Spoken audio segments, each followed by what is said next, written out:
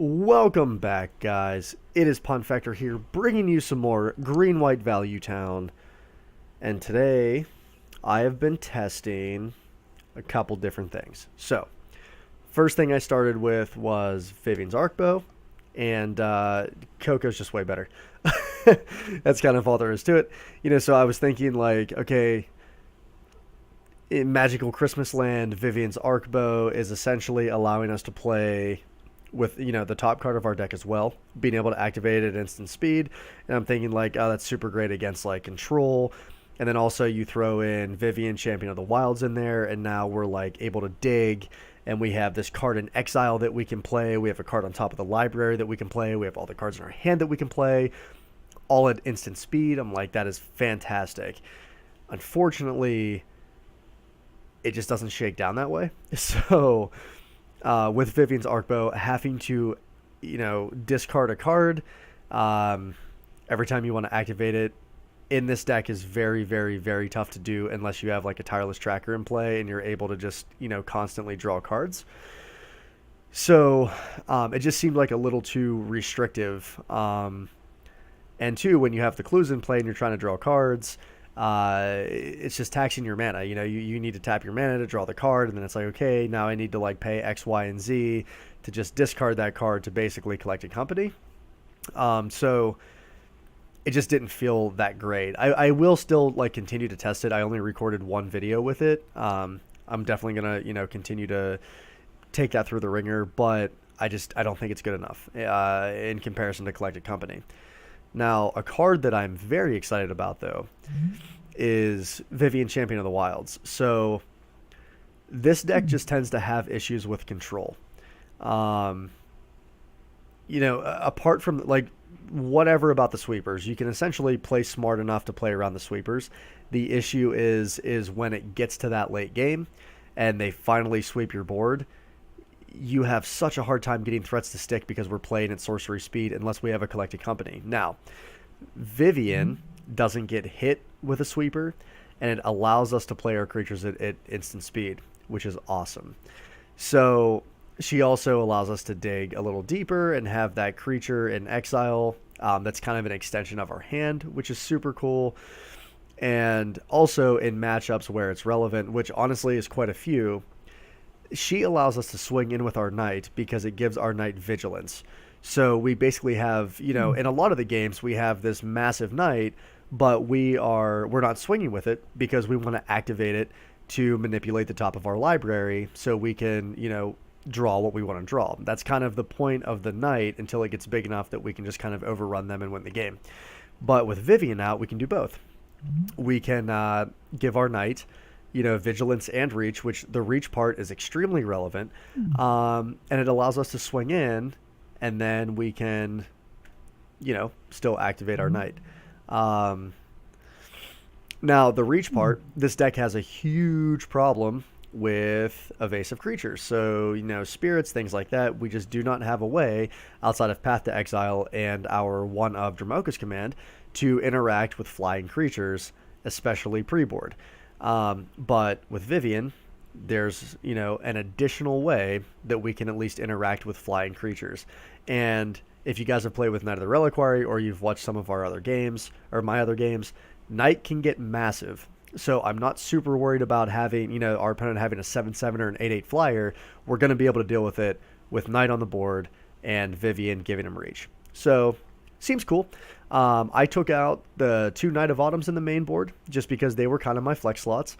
What I can definitely see a world where Scavenging Ooze becomes the 2 Knight of Autumns once graveyard strategies kind of go on the wayside a little bit. But until then, we're just going to toss Knight of Autumns in the side. I did drop 1 Worship out of the sideboard there. And let's go ahead and give this a go. Look at that. We can jump right in. Let's go ahead and pay our 20 points.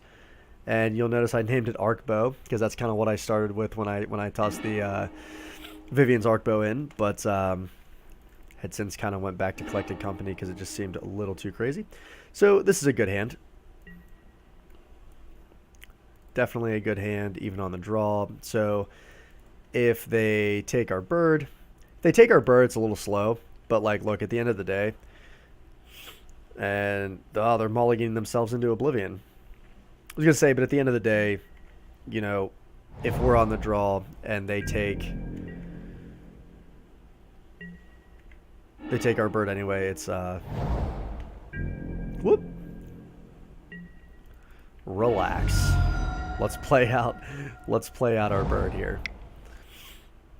So here's something that's real sweet. We're playing against Tron. We have Ghost Quarter and Ramen up. So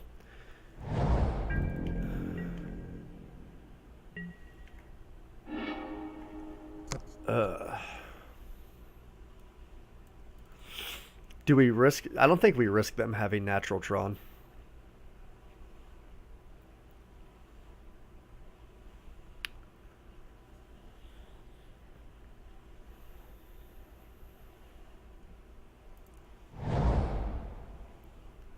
No, I definitely don't think we risk it.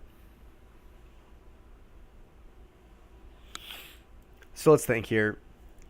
What can they play? They can play Karn, which is going to exile one of our threats. Yeah, I don't think we risk it here. I think we make them...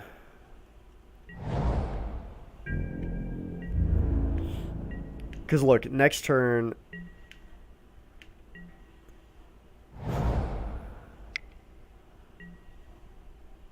Okay, so now they're definitely going to have Tron. Oh, that's obnoxious.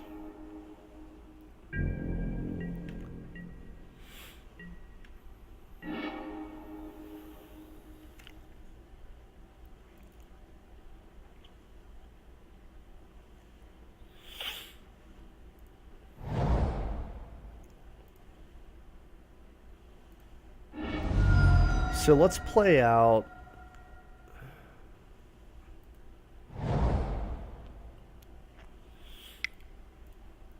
We don't want our excavator getting hit.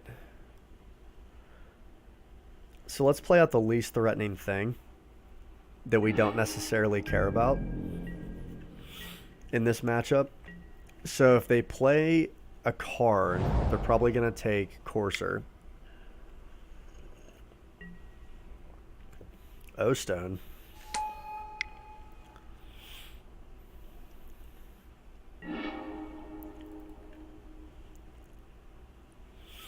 Okay.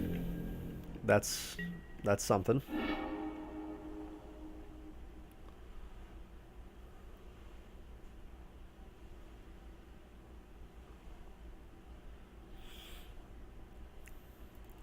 So we're basically trying to get to 3 lands.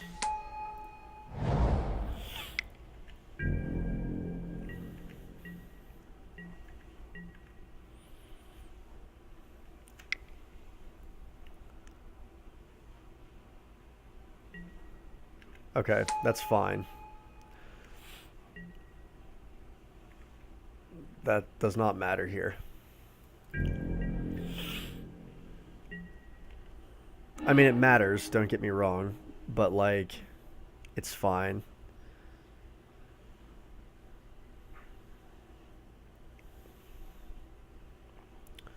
So we can take them off Tron for a turn.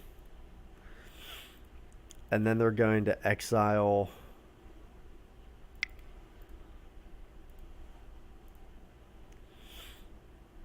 We'll make them sack. Let's take them off tower.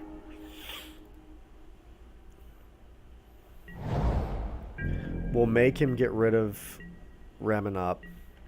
Then we'll play out our knight. 1, 2, 3, 4, 5.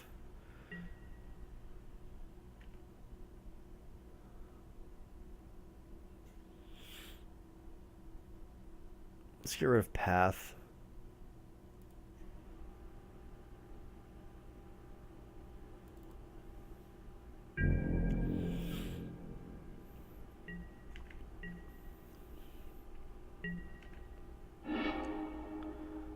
skews, which we don't care about.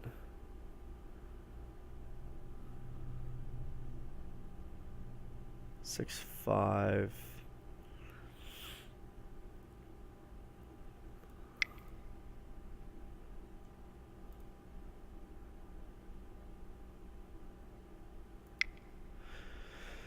So if we play out a knight, yeah, I think we play the knight out. He'll probably have to take the knight. Play a ghost quarter. Let's go ahead and get rid of the mine.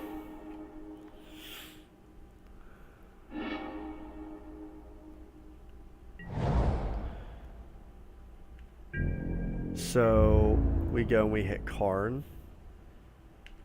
Because if we hit Karn, he takes the knight next turn, and then we can kill Karn. And we can ghost quarter him again. Or he takes the excavator.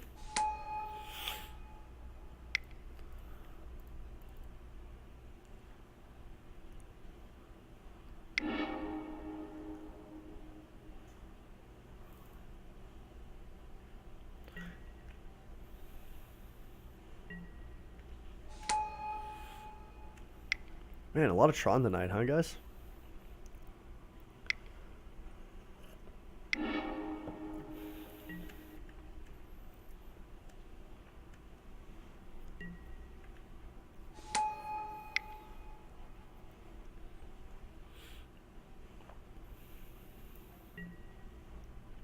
Yep.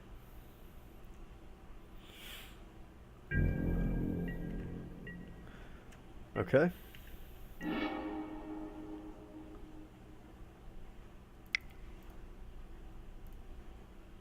Tracker.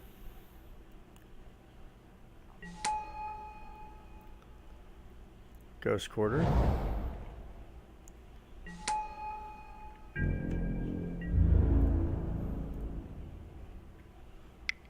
Let's go ahead and kill Karn.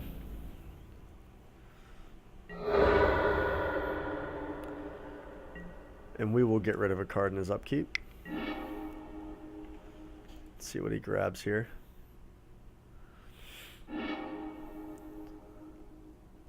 This is mine.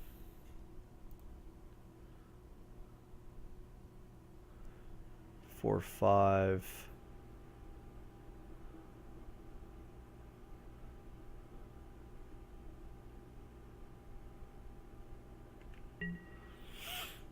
Six, it just doesn't matter.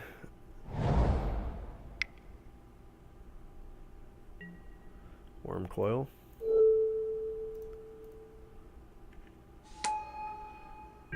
Good thing we have a path to exile for that.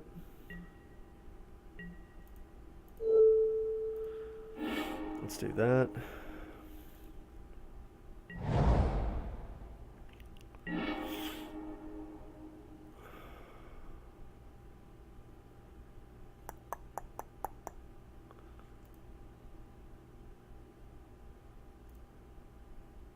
We'll path that on the upkeep, I think. Let's go ahead and play a ghost quarter.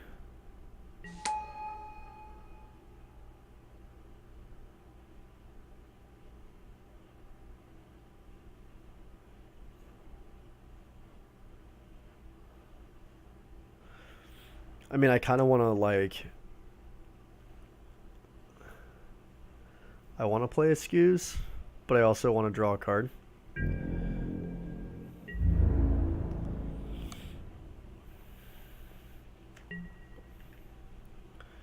So let's go ahead and path this on his upkeep.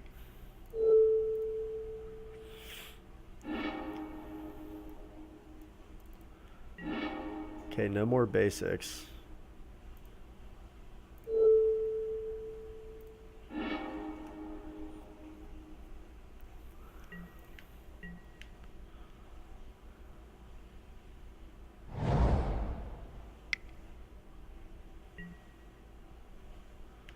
Okay. Let's see what he chooses.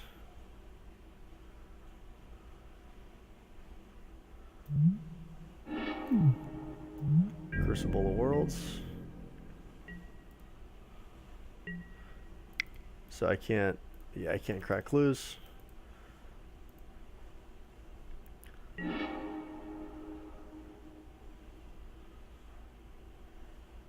Okay, so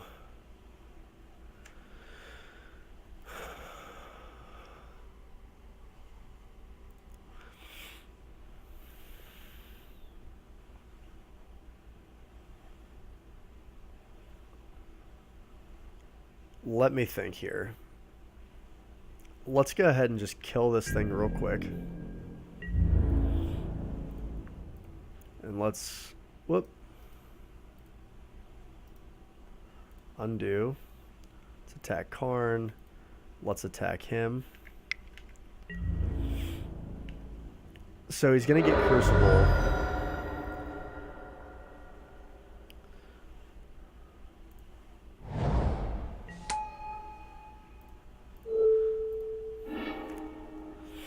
That's fine.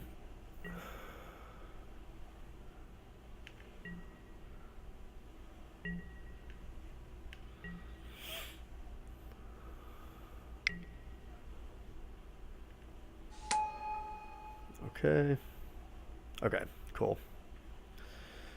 We got there, guys. So what doesn't matter in this matchup? Skews isn't super relevant. Dramoka's Command's not either. Aven Mind Sensor is probably okay. Knight of Autumn.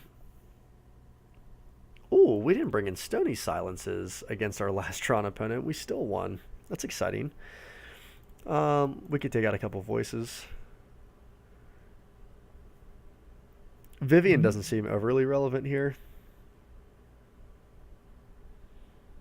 No, actually, if we have a Night Out, it's definitely pretty solid because it allows us to like press on with our clock and still activate to get Ghost Quarters. So I think that's probably worth the slot over like a voice or something, or even over.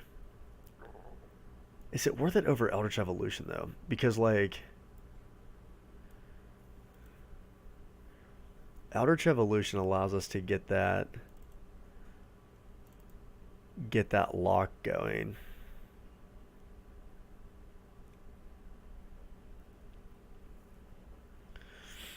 Might be worth it over like. No, you know what?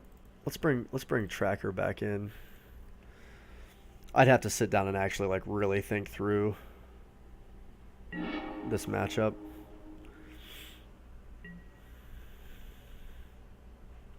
So we can't keep this.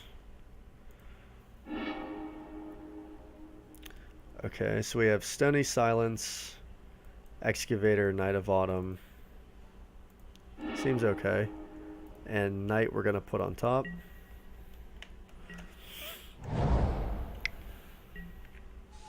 Okay, perfect.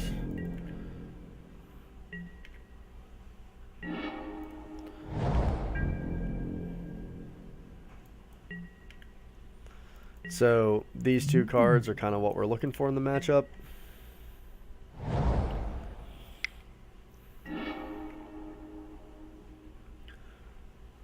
Go figure. We're going to have some Tron action.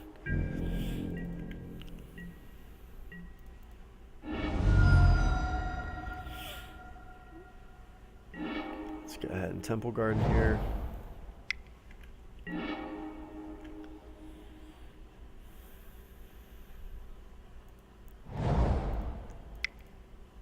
Sure, why not, right? I mean, we're not really doing much else.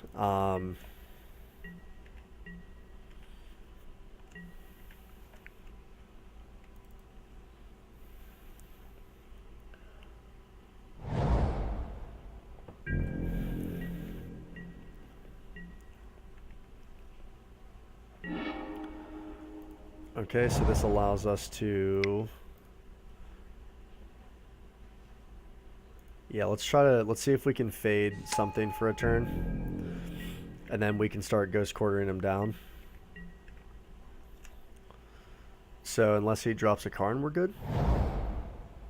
Blast Zone's pretty solid.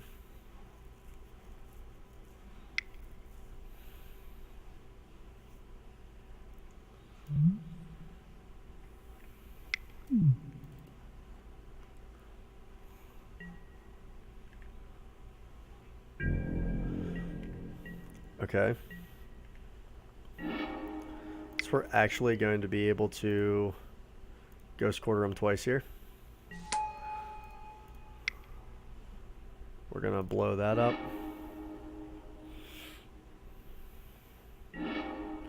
Let's go ahead, snag Ghost Quarter.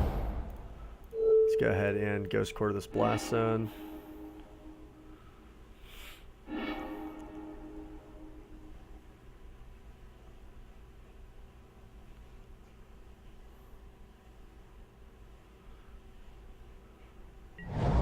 Then let's go ahead and Ghost Quarter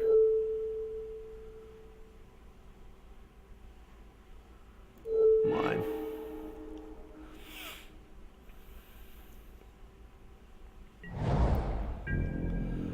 Pass turn. So if we can,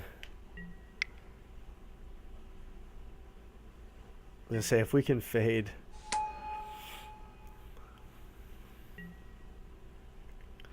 what's he gonna get, a Crucible?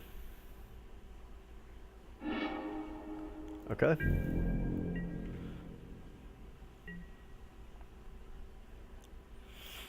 So it's gonna be a little bit funny that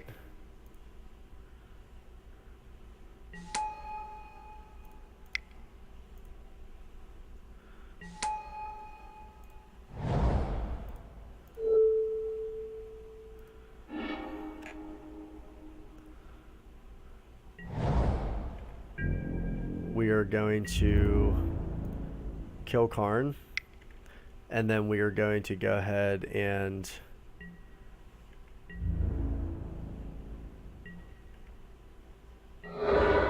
Bajuka Bog.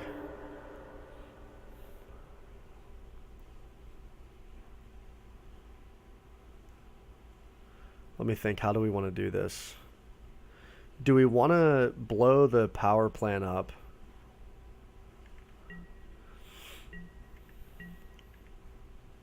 No, let's have him waste on Crucible. Okay, cool. We got there, guys. Go Gadget Green White Value Town versus Tron. Bam. Feels good. I like beating up on Tron. It's a good time. But cool. Deck feels great. I like it a lot. Yeah, we didn't get to see Vivien too much in action, but I do think she's a really solid part of the game. It does kind of go down in our Coco hits a little bit, but hey, we'll find out. More testing definitely needed. But this is Punt Factor. Hope you guys super enjoyed it, and more to come, guys. Thank you.